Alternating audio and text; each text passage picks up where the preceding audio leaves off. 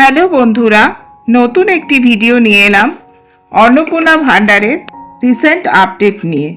চলুন ভিডিওটি শুরু করা যাক।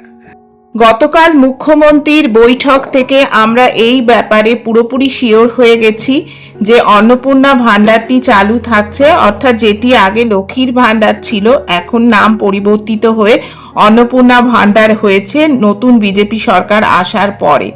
কথা মতো 1 জুন থেকে এই স্কিমের আন্ডারে অন্নপূর্ণা ভান্ডারের আন্ডারে সমস্ত মহিলারা যারা লক্ষ্মীর ভান্ডার পেতেন তারা টাকা পাবেন। 3,000 টাকা করে তাদের অ্যাকাউন্টে চলে যাবে, কিন্তু এই টাকাটি ট্রান্সফার হবে ডিবিটি ট্রান্সফারের মাধ্যমে, অর্থাৎ ডাইরেক্ট বেনিফিট ট্রান্সফারের মাধ্যমে।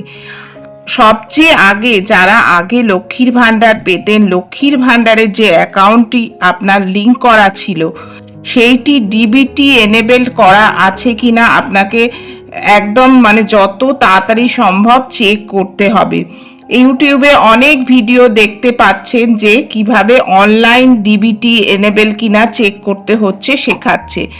কিন্তু আমাদের অনেক মা বোনেরা আছে যারা হয়তো একটি ছোট মোবাইল ইউজ করেন, স্মার্টফোন তারা ইউজ করেন না, কিন্তু তারা লক্ষ্মীর ভান্ডার পেয়ে গেছেন, এখন অন্নপূর্ণা ভান্ডারটিও পেতে চান। তাদের জন্য আমি একটি অন্য পদ্ধতি বলে দিচ্ছি, যেটি আমি নিজেও এক্সপিরিয়েন্স করেছি। আমি নিজে আজকে গেছিলাম এসবিআই স্টেট ব্যাংকের বাগুইয়াটি ব্রাঞ্চে, সেখানে কি হলো সেইগুলো আমি বলছি। তো আমি এটা অভিজ্ঞতা করতে চেয়েছিলাম যারা অনলাইন কিছু কাজকর্ম যাদের সম্ভব হচ্ছে না তারা কিভাবে ডিবিটি লিঙ্ক করবে। তো সেই কারণে আমি পৌঁছে গেলাম আজ সকালবেলা এসবিআই এর ব্রাঞ্চে, স্টেট ব্যাংকের ব্রাঞ্চে।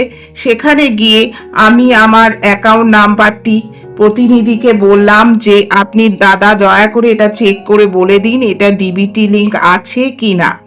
তা উনি ভদ্রলোক বললেন যে আপনি আপনার আধার কার্ডটা দিন আর ব্যাংকের পাসবইয়ের ফার্স্ট পেজটা দিন। তো আমি ব্যাংকের পাসবইটা বার করলাম এবং আধার কার্ডটিও বার করে ওনাকে দেখালাম।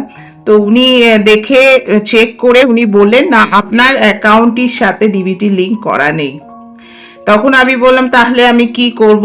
তখন উনি বললেন যে ঠিক আছে, আপনি একটা কাজ করুন, একটি ফর্ম পাওয়া যায় আধার লিঙ্ক ফর্ম, সেইটা আপনি এখানে বসে ফিল আপ করে দিন। সেই ফর্মটা ফিল আপ করুন আর কেওয়াইসি করে নিতে হবে আপনাকে।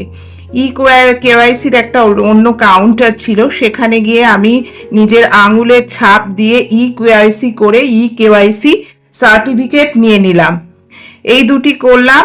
আর কি কি করলাম, ফর্মটি পুরোটাই ফিল আপ করলাম। ফর্মটা এমন কিছু নয়, আমি এখানে শো করছি, এতে শুধু নিজের নাম, নিজের আধার নাম্বার, নিজের অ্যাকাউন্ট নাম্বার, এইগুলো, অ্যাড্রেস ছাড়া বিশেষ কিছু নেই। আপনি যেদিন যাবেন ব্যাংকে সেদিনই হয়ে যাবে। তো সেইটা হলো। আর ব্যাংকের প্রতিনিধি আমাকে বললেন সব কিছু হয়ে গেলে আধার কার্ডের যে জেরক্স এবং সেটা সেলফ অ্যাটেস্টেড হতে হবে, সেটার সাথে আপনি আমাকে জমা দিয়ে দিন। সুতরাং 3টি জিনিস আমাকে ব্যাংকে জমা দিতে হলো। একটি হচ্ছে আধার কার্ডের সেলফ অ্যাটেস্টেড কপি জেরক্স, আর একটি হচ্ছে আমার কেওয়াইসি সার্টিফিকেট, যেটা ব্যাংক থেকেই করে নিতে হবে ওখানে দাঁড়িয়ে আঙুলের ছাপ দিয়ে। আরেকটি হলো ফিল করা ফর্মটি পুরোটা।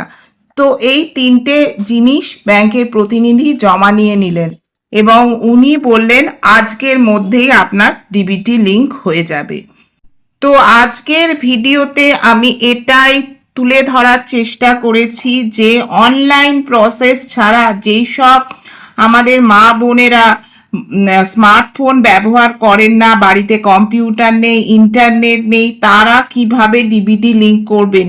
তারা সরাসরি ব্যাংকে চলে যান, ব্যাংকের প্রতিনিধির সাথে কথা বলুন এবং ব্যাংকে যাবার আগে অবশ্যই নিজের আধার কার্ড এবং ব্যাংকের পাসবইটি নিয়ে যাবেন।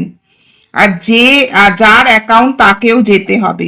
সুতরাং এই ভিডিওতে পরিষ্কার করে দিলাম যে কিভাবে অফলাইন প্রসেসে ডিবিটি লিঙ্ক করা যায়। আর এই ডিবিটি লিঙ্ক হওয়াটি খুবই বাধ্যতামূলক, খুবই দরকার। আমাদের মুখ্যমন্ত্রী শুভেন্দু অধিকারী গতকালের মিটিংয়ে বলেই দিয়েছেন, এটা তো ডিসক্লোজ করেই দিয়েছেন যে সমস্ত ট্রান্সফার ডিবিটি ট্রান্সফারের মাধ্যমে হবে। তো যদি আপনাদের ভিডিওটি ভালো লেগে থাকে এবং আপনারা ভিডিওটি থেকে উপকৃত হন, প্লিজ চ্যানেলকে সাবস্ক্রাইব করে পাশে থাকুন। ধন্যবাদ।